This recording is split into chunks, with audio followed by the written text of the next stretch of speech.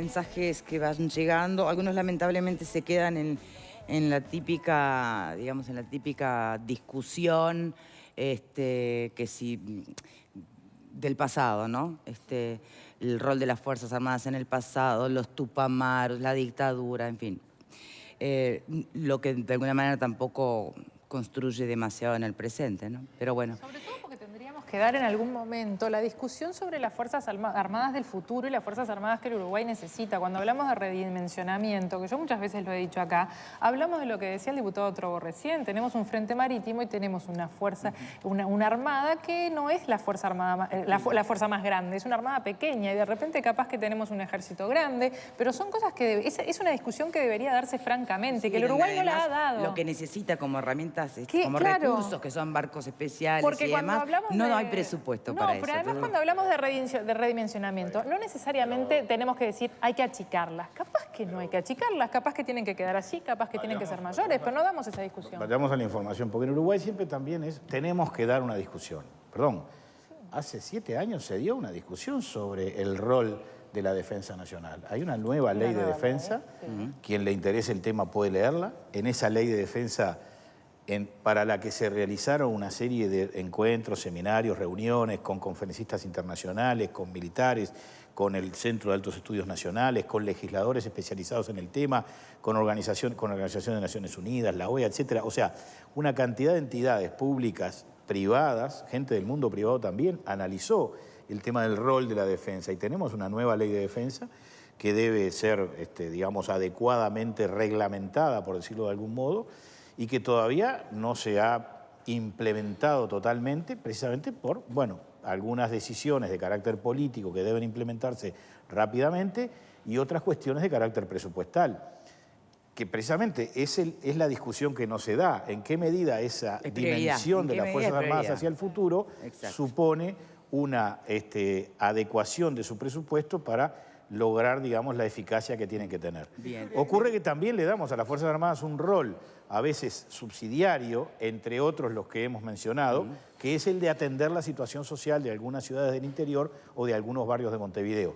Y se cae en la simplicidad de decir que si no hubiera un cuartel, habría gente que no tendría trabajo, porque hay gente que no encuentra trabajo en otro lado y lo va a buscar al cuartel. Entonces, en alguna medida, se le han cargado tantas cosas a las Fuerzas Armadas, tantos problemas. No es que le sean ajenos, es que le son propios porque son parte de la sociedad. Claro, pero tampoco puede explicarse su existencia para salvaguardar el número de desempleados. No, de ningún modo. Es que eso es modificarle el rol que tiene que tener. Pero insisto, no nos perdamos. El debate sobre el rol de las Fuerzas Armadas, sin duda, amerita y es otro. Es que en realidad estamos en el centro, por un lado, por el otro, estamos siempre en el centro del rol esencial e indelegable del Estado. ¿Cuándo se crea el Estado en la historia moderna? En la época de la caverna no había Estado. En épocas posteriores de la humanidad no había Estado. ¿El Estado cuándo se crea?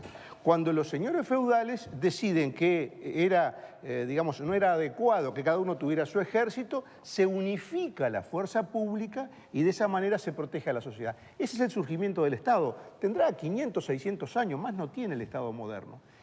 Esa función del Estado es indelegable. Esa función del Estado, cuando fracasa, terminamos como está terminando el Uruguay hoy, la gente armándose. ¿Por qué? No para defender la propiedad, no para defender el plasma o el celular, está para defender la dignidad de las personas. Porque esa contraposición entre libertad y propiedad yo creo que no es de recibo. ¿Por qué no es de recibo? Porque en uso de la libertad las personas trabajan y adquieren con el fruto de su trabajo lo que pueden adquirir. Lo que se está cuidando no es una propiedad como algo pecaminoso, es el fruto del trabajo hecho con libertad. Lo que se debe cuidar es la dignidad, el honor y la libertad de las personas. Cuando el Estado fracasa en eso, es una catástrofe el fracaso del Estado, porque cae el sentido del Estado y del hecho de que estamos todos protegidos por el Estado y surgen las bandas armadas particulares como era antes del surgimiento del Estado. Marta.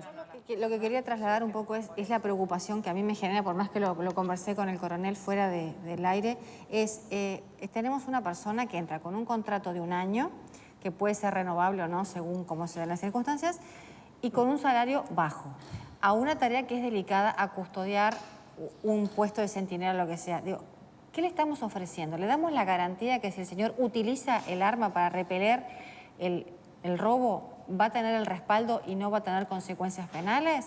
Porque si yo hago el paralelismo, él me asegura que no tendría, pero yo hago el paralelismo con la policía. La policía cuando repele agresiones se ve envueltas y bastante complicadas y le sacan el arma. En sumarios. Un montón entonces, me pregunto, si yo estuviera paradita ahí, ganando lo que ellos ganan, ¿yo me arriesgo a tener una vuelta penal? No sé si miro para el costado. Bueno, pero estamos partiendo del qué pasaría si.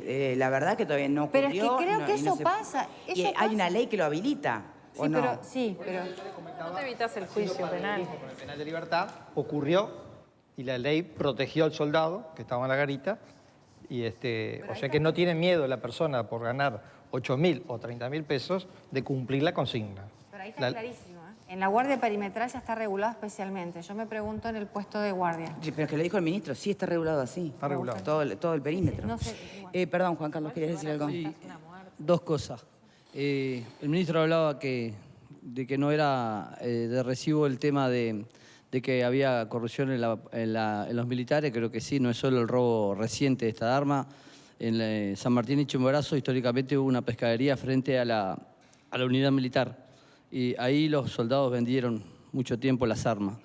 Ocurre, no es la regla exacta de todos los militares, pero la corrupción ha existido, no sé cuál será la causa, si la gente que entra de bajo recurso, baja preparación, que tengan que aceptar a cualquiera porque son pocos los que ingresan, como decía el diputado, que no es interesante la profesión militar o que el sueldo es muy malo, pero es un hecho real que también existe la venta.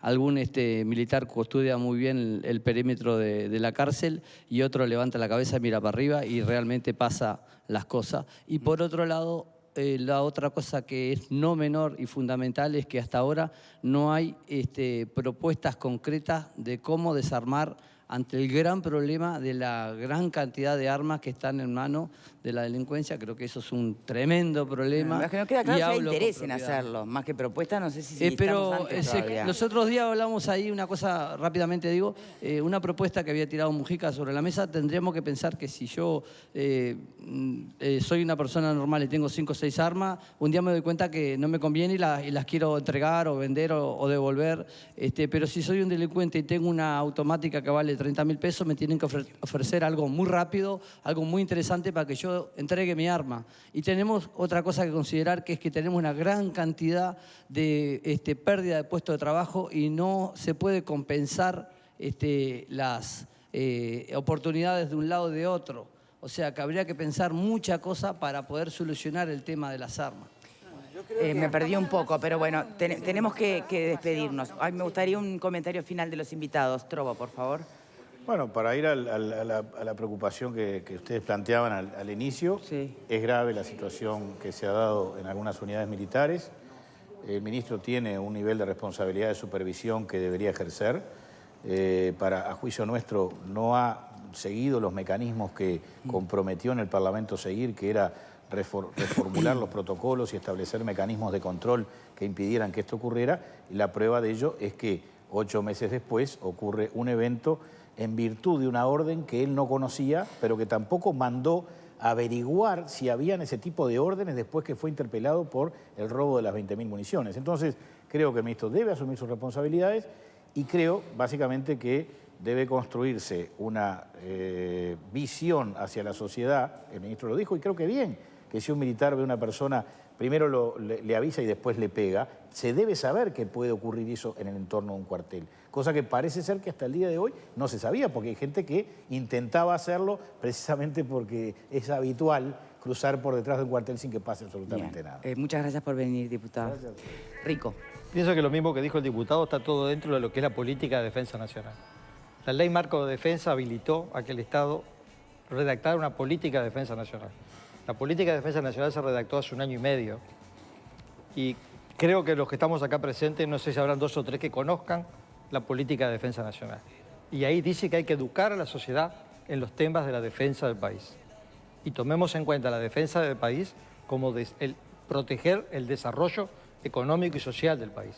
O sea que no es un tema militar, es un tema que le interesa a toda la sociedad. Y si toda la sociedad lo conociera y la sociedad empezara a educarse, sabría que en el tejido de un cuartel hay un centinela y que le va a gritar 2 veces y a la tercera vez le va a gritar y le va a tirar. Bien, o que eso así debería ser. Debería. Teóricamente. Muchas gracias a los dos por habernos acompañado, Rico. Muchas gracias. ¿Cómo cierra la votación, Vero? La votación cierra victoria con un 81% de los televidentes diciendo que sí, que el robo a cuarteles afecta a la imagen militar y un 19% dice que no. Bien. Hoy es Yemanjá, ¿no? Las playas. Así que hay fiesta en las playas del país. Muchas gracias por habernos acompañado. Hasta mañana. Chao, chao. Sin discutir, con almohadas.